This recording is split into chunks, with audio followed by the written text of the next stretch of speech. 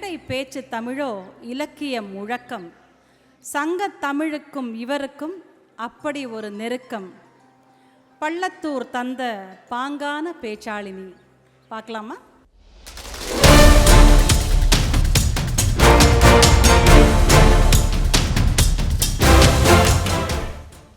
தாய்மொழி மேல் தீரா பற்று கொண்டவர்களை காலம் தனித்து விடுவதில்லை. தலையில் மகுடம் சூட்டியே அழகு பார்க்கிறது என்பதற்கு நம்மில் வாழும் உதாரணம் இவர். தமிழை மூச்சாய் பேச்சாய் கொண்டு அவையோரை மட்டுமல்லாது அறிஞர்களையே வியப்பில் ஆழ்த்தியவர். செட்டிநாட்டு மனத்தை பேச்சிலும் விருந்தினர் உபசரிப்பிலும் நன்கு வெளிப்படுத்தும் இவர் திரு ராமநாதன் விசாலாட்சி அம்மையாரின் இளைய மகளாக 1949 கோட்டையூரில் பிறந்தவர். பெண் பிள்ளைகளை படிக்க வைக்க தயங்கிய காலகட்டத்தில் பள்ளி கல்லூரி படிப்பை வெற்றிகரமாய் முடித்து பட்டம் பெற்றது இவர் தந்தை கொடுத்த ஊக்கத்தினால்தான்.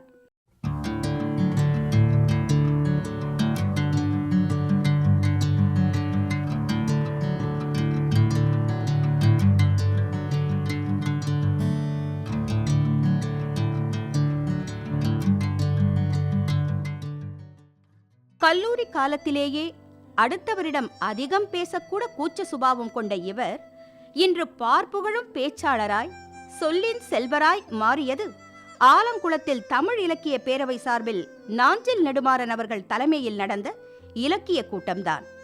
ஆலங்குளத்தில் தொடங்கிய இவரின் பேச்சு பயணம் தமிழகம் மட்டுமல்லாது Colombo, Malaysia, Singapore, Kuwait, Dubai, Zimbabwe, Australia, London என நீண்டு கொண்டே போகிறது. தமிழ் மொழி மேல் உள்ள தனியாத காதலால் மதுரை காமராஜர் பல்கலைக்கழகத்தில் பணியாற்றும் போது திருவாடுதுறை ஆதீனம் 18ஆம் நூற்றாண்டு கடைசி தலைமை வித்வான் நவீன கம்பர் என்று அழைக்கப்படும் மீனாட்சி சுந்தரம் பிள்ளை அவர்கள் எழுதிய பிள்ளைத்தமிழ் கோவை நூல்களை ஆய்வு செய்து முனைவர் பட்டம் பெற்று பெருமை சேர்த்தவர்.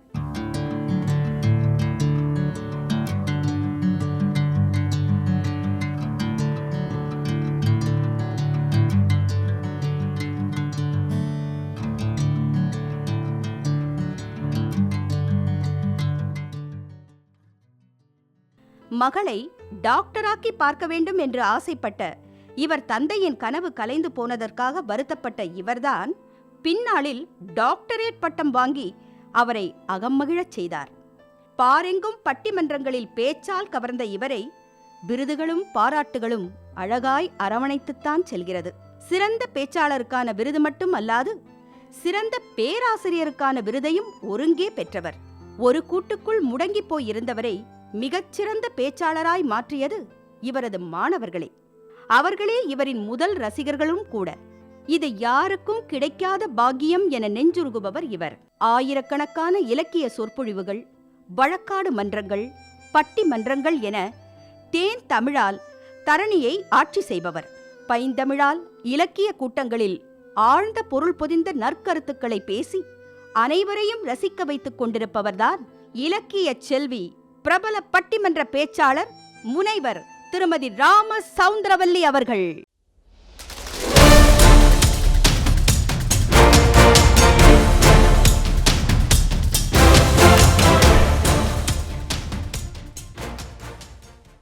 முனைவர் திருமதி ராம சவுந்தரவல்லி அவர்களை மெகா மகளிர் சிறந்த தமிழ் பேச்சாளர் விருதினை பெறுவதற்காக அன்போடு மேடைக்கு அழைக்கிறோம். விருதினை வழங்குவதற்காக மெகா டிவியின் நிர்வாக இயக்குனர் திருமதி ஜெயந்தி தங்கபாலு அவர்களையும் ஐயா திரு தங்கபாலு அவர்களையும் அன்போடு அழைக்கிறோம். Mega women's award for Tamil oration.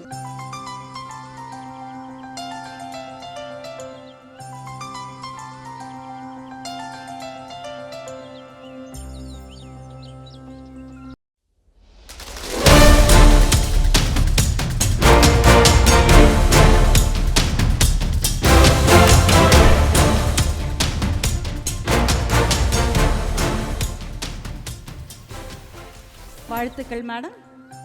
எங்களுக்காக ஒரு சில வார்த்தைகள்.